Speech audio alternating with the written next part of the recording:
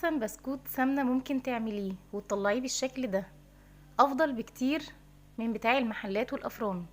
شايفين عامل ازاي؟ اللون موحد من تحت زي من فوق ومستوي كمان من القلب. شايفين عامل ازاي؟ وكمان القلب بتاعه واخد نفس اللون. هقول لكم كل الاسرار في الفيديو. يلا نشوف اتعمل ازاي. معايا المقادير هنا: كيلو دقيق، 500 جرام من السمنة الساقعة، 4 بيضات، 300 جرام من سكر البودرة المنخول، 70 جرام حليب سائل، 50 جرام حليب بودر، ومعايا 60 جرام من البيكنج باودر.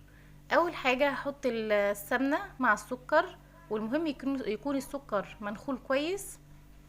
هبتدي احطهم في العجان بقى عشان يفكوا من بعض، لان السمنة هنا ساقعة وانا سقعت السمنة عشان تديني نفس قوام الزبدة لما تتخفق. شايفين؟ هوريكي بقى مراحل ضرب السمنة كده. احنا عايزينها توصل قوام الكريمي. شايفين؟ لسه هي ما اتخفقتش كويس. هرجع تاني العجان وهرجع المضرب وهضرب تاني كويس قوي. هشغل بقى على السرعة العالية وهبتدي اخفق لحد لما الاقي كل السمنة والسكر اتجانسوا مع بعض وبقوا عاملين زي الكريمة. شايفين عاملة ازاي؟ هي لسه برضو محتاجة شوية. هفضل اضرب فيها كده لحد لما تفك خالص وتبقى شبه الكريمة وكمان بتزيد. معايا بقى البيض. هنزل البيض بيضة بيضة واحدة ورا التانية كده لحد لما تختفي كل واحدة. هنزل التانية. شايفين عاملة ازاي؟ اهم حاجة هنا ما نزودش الضرب بعد البيض، لان البيض هو اصلا عامل رفع لوحده، فلو زودنا الضرب هيخلي البسكوتة تفرش. ومعايا تاني بعد كده 70 جرام من الحليب السائل هنزله بعد البيض على طول لحد هنا. ما تبالغيش في الضرب.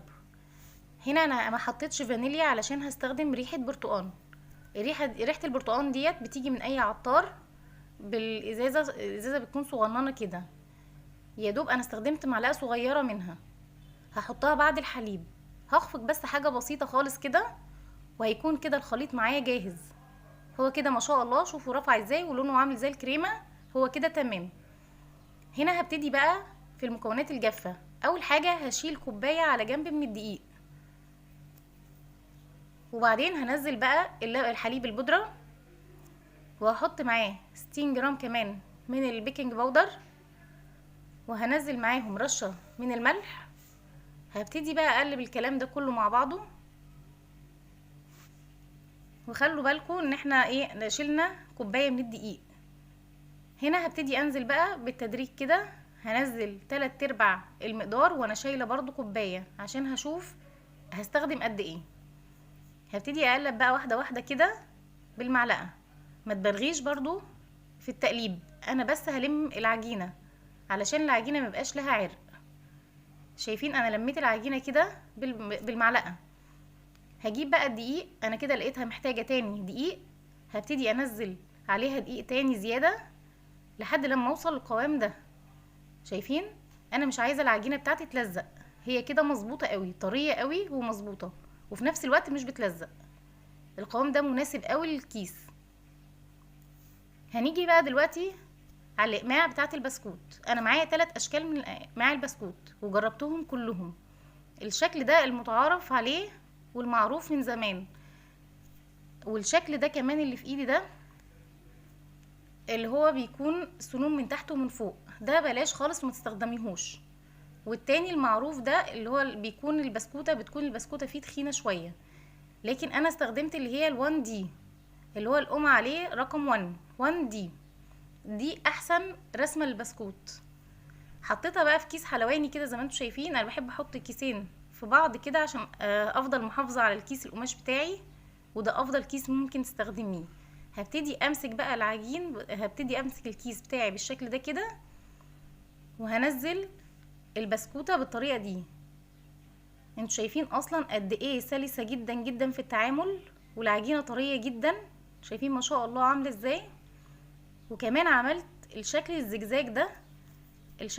الشكل ده طالع ترندي قوي، بس بصراحة انا بحب الشكل العادي ده بيكون شكله.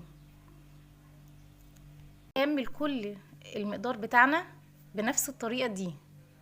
انا بمسك الكيس كده يا دوب بقبضة ايدي، مش بملى الكيس على الاخر، وبنزل بالراحة قوي على الصاج، ايدي تبقى مرفوعة حاجة بسيطة لحد لما اوصل لمقاس البسكوتة اللي انا عايزاه.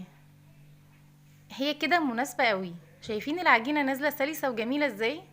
سهلة قوي في التشكيل ومش هتتعبك خالص، وان شاء الله هتعملي الكمية كلها بكل سهولة وبساطة.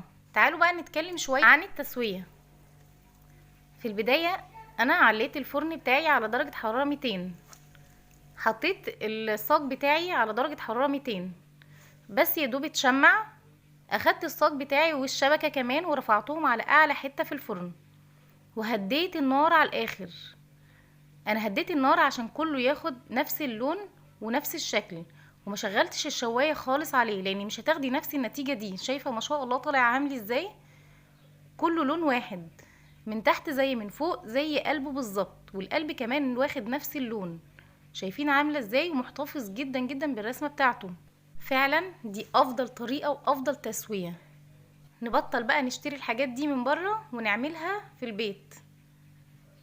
وكمان هنا الشكل اللي احنا عملناه مع بعض اللي هو الزجزاج، شايفين طالع ازاي؟ ما شاء الله. شايفين القلب بتاعه عامل ازاي؟ تحفة بجد. وسر التسوية دي كمان مدياني نفس نتيجة التحميصة اللي هي بنلاقيها من بره.